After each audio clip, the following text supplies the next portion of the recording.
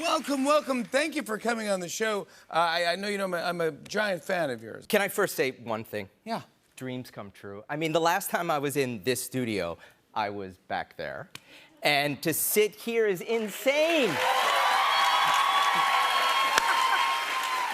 I'm happy. Well, I mean, I'm not expecting you to remember this, but I got a DM, as one does, on Instagram, and it said, "Oh, hey, Matt, I'm a fan. Keep up the good work, Jay."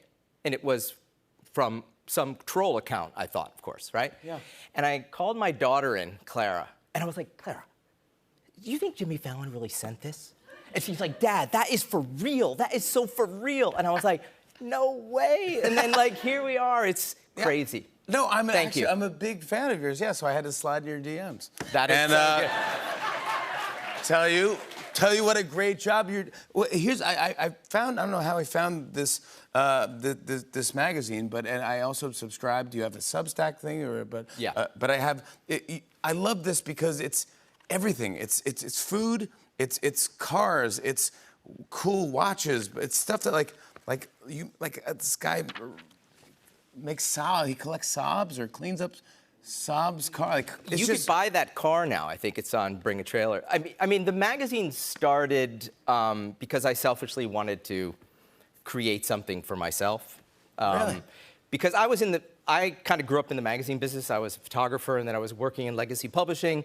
But I was always buying 6 to 8 titles to kind of, feed my magazine lust. Yeah, like so you get a food magazine, you get a GQ, right. you get a Bon Appetit, you get all of that. All of those magazines in one magazine. Did you have a hard time paying for this? Like how? Well, I always wanted to do this magazine, and basically my wife and I got fired from Legacy Publishing. Okay. And I was like, oh my God, congratulations. Like, this is the best thing that's ever happened. Now we could kind of do exactly what we wanted. I love this attitude. So my wife is a creative director, has been a creative director, and I was like, I knew we kind of could build a magazine. Yeah.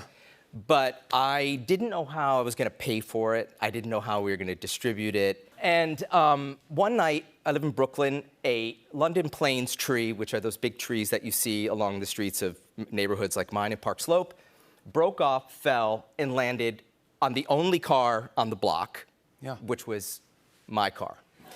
So it landed down the middle of this Land Rover. It completely squashed the car. No other car was hit. And then the next day, I was sitting at my stoop with the insurance adjuster. Sitting on the stoop with the insurance adjuster, the city came by with a truck and a crane. And the insurance adjuster, they want you to keep the car always, right? And he's like, oh, okay, I think we're going to be able to salvage this car, Matt. And the city came by with one of those crane trucks, and it picked up the tree, and it slipped, and the tree fell again onto the car. It was like Bugs Bunny. And now we can't fix the car, Matt. And he closed his 1985 Dell computer, and he was like, we're gonna cut you a check for the car. And I came in, he cut me a check right there. I came into the house and I said, we are gonna pay for this magazine with that check from the fallen car. Wow. And that's how it all started. That's how it happened. And now you have that, and then let's hear books. A Man and His Kitchen. I have the other books, A Man and His Watch, A Man and His Car. That's right. A Man and His Kitchen. All the stuff is it's your taste. It's all in your brain. This is stuff you like to cook. This is stuff you like to do. I know that you lived in an Airstream for a year, I want to say, and you grilled on a Weber grill for a whole year, every dinner. That was at William Brown Farm. And that was this farm this piece of land we bought in upstate New York almost 20 years ago. And we found this piece of land. There was a mobile home on it and a barn, one of those Fisher-Price red barns. And we got rid of the mobile home, keyword being mobile, and we lived in an Airstream seasonally until the hose froze. And then we built this house, and all these kind of great lifestyle experiments that happened at William Brown Farm. And this book is a collection of those recipes, how we entertain and how we share meals with family and friends, and food souvenirs that I bring back from traveling, things I love from upstate New York, like hot dogs and chicken wings. Yeah. The thing I love about you is like there's something in there. There's like a beautiful old watch, that you gotta go. Oh my God, it's a gorgeous looking watch or a great suit. And then you're like, and here's how to boil hot dogs and beer. And you go, yeah, that makes it fun. Yeah, that's one of my favorite recipes. Were you always into cooking? I grew up in a big Italian family in upstate New York, in Binghamton. Shout out. Yeah, to Bingo. Binghamton, absolutely. I know Binghamton very well. And my aunt had a diner, Laura's Luncheonette. My uncle had a bar, aptly named Uncle Tony's, that served food. So I kind of grew up around these kind of amazing, mostly women who were cooking and nurturing, and and I was hiding out, trying not to get abused by an uncle, not physically. Thank you. Thank you. Verbal abuse. And I. You can read all about it in A Man and His Therapist. It's a great one. Tell me about your uncle. Yeah.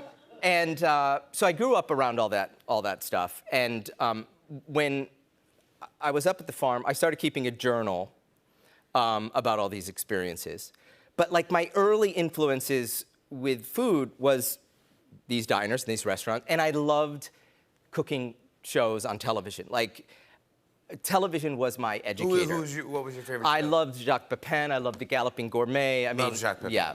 I Come think on. you made an omelet one time with Jacques. Actually, yeah. Oh my God, I'll never forget it. And I loved cooking shows so much, and I was living in such a deep fantasy life in upstate New York. I used to pretend I had a cooking show. And my mom had a beauty shop in the house, as one does. And I remember I'd be in the kitchen, which was above the beauty shop, and there was this picture window looking out to the backyard, and I would be making bologna sandwich. So I'd say so you take 2 pieces of bologna, you put mayonnaise on one side, you crush the potato chip and my mom would yell up from the basement. She would say, Matthew, who are you talking to? And I would just say, Mom, I'm talking to my television audience. And she would just say, okay. Like, she never... But look who he became. She never, I think she still thinks I have that show. Yeah, congratulations, yeah. I love this pose that you do. You post these on Instagram. You're just always posing with the drink, a nice cocktail, and some, raw meat or something. Well, that's called the meat pick. Yeah. Be careful if you Google that. You don't... Yeah. You want to be really... Yeah. Don't Google that. No, don't Google it. No, don't. No. We'll think of a different name for it. Yeah. But if you hashtag meatpick on Instagram, it's a straight dive into these pictures. We hope. We just hope. I was thinking, if you don't mind, I'd like for maybe you to teach me how to maybe do the pose tonight with some... Well, you need a tray of meat, which is really helpful. How did this come about? We used to visit these friends who had, I don't know, 10 kids, 8 kids, and we would always be 10 or 12 people for dinner, and there would always be so much food. And I remember one time there was this cookie sheet just filled with sausages and stuff. And I was like, that is so absurd. Take a picture with me with this thing. And I had my picture taken, and then every time there was a big pile of meat, we just kept doing it, and then we kept posting it, and then my wife doesn't leave me alone. If we're cooking, she's like, that is definitely a meat pick. And so we just started doing it. So, and thank God. I love your wife. Thank God for the internet. People send me their versions of the meat pick from all shapes and sizes. Yeah. Yeah, I'm so sorry, yeah. Yeah, censored. Yeah. But, I've had meat picks from vegetarians, pescatarians.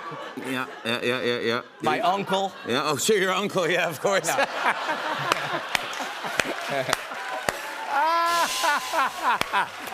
I've always wanted a rim shot. Yeah, you gotta do it. Come on, you got a rim shot on the Tonight Show. I thought we could do a meat you pick want to right give it now. a try? Yes. What do you have? A beautiful cocktail right so, here. Nice Negroni? One of my favorite drinks my favorite drink is the Negroni. I wrote a book about Negronis. Yes. I have more pictures of Negronis than my daughter. But I'd like to do it with the Negroni. Yeah, I saw Clara's in the book, by the way. A couple of recipes for Clara. The banana bread. Shout out to Clara. Yeah, it's a diner. Yeah. All right. Why don't we do? Let's do this right here. Okay. How do I? I'm right-handed, so Yeah, me I too. hold the drink. All right. You hold the drink in the right hand. Right, and then you know, people do this wrong all the time. Like they'll hold it low, No. or they'll get lazy with the drinking. It's got to go high. So you got to get it above the shoulder, Yes. right? And then you tip it toward camera, and let's say cheers. Cheers. Cheers. You sip your drink.